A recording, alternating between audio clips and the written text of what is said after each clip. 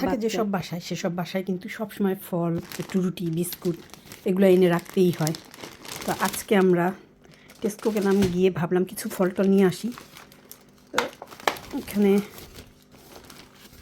রুটি, মায়োনাইজ, একটু আঙ্গুর, কলা। বলেন তো এটার নাম কি?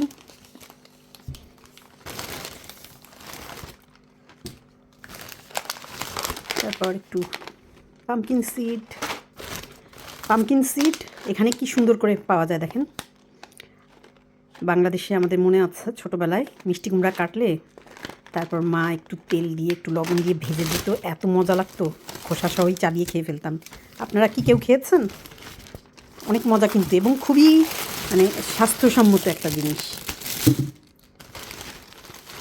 আমাদের বাসায় আবার আর যাই হোক কলা আর অরেঞ্জটা বেশ ভালোই যায়, এই জন্য কলা একটু বেশি করেই আনতে হয়। ফল কেউ খাক আর না খাক, ডাইনিং টেবিলে ঝুড়ি ভরা ফল থাকবে, ওটা আমার দেখতে কেন জানি খুব ভালো লাগে। এই দুইটা অরেঞ্জ কেন সরালাম বলেন কলাটা তো? প্রতিদিন সকালে লাগে, ফাতিমার লাগে, আমাদের সবাই কলা, মানে কলাটা ইজি বাচ্চাদের জন্য খাওয়া, যার জন্য বাচ্চারাও মজা করে কলা খায়। কী সুন্দর ফুল, আমার খুব পছন্দ হয়েছে ফুলগুলো।